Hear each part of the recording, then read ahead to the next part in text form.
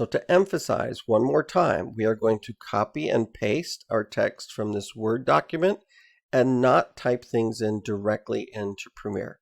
We want to use the spell checker that's built into this so that we don't end up with simple spelling errors in our video. It can be very hard to fix them once we're done exporting. So I'm going to return to Premiere, and I did lock these in the last tutorial that I made with Premiere, so I'm going to unlock those captions. Now, one of the things we need to understand is if I take one of these, let me move these to the beginning here and zoom in a bit.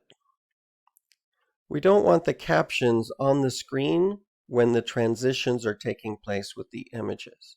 So what we need to do is make these 4 seconds long. One way to do that is to bring the laser to 4 seconds, actually 3 seconds and 29 frames, because the 0 counts as one as well. So it's not actually 400, so 329. Now I did that just so I can change the length of my captions and it'll snap right to that point. So now when these captions are positioned just right, they will appear only once the transition with the picture is done. Okay, so now that they're 4 seconds long, I'm going to decide which one of these I want to use on my pictures. Now this isn't a picture, so I'm going to move these over here, and I've got 2 options. I can do black outline with white text or the opposite. So as I look through this animation, if I keep that bottom one in that white sand area, that'll actually look pretty good. So I'm going to move option 2, so clicking away. Option 2 I don't want, so I'm going to move it to the next one, and I'm going to keep this one. So I'm going to move a copy. So holding down Alt is a simple way to just move one over and leave one behind. So I've basically copied option 1 to be used on my first picture.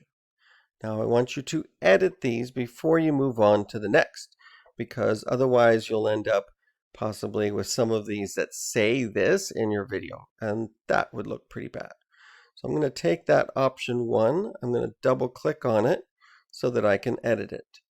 Now over here I've got the effect controls for what I just copied. It's opened up essential graphics over here because the text is right here, option 1, black with white outline.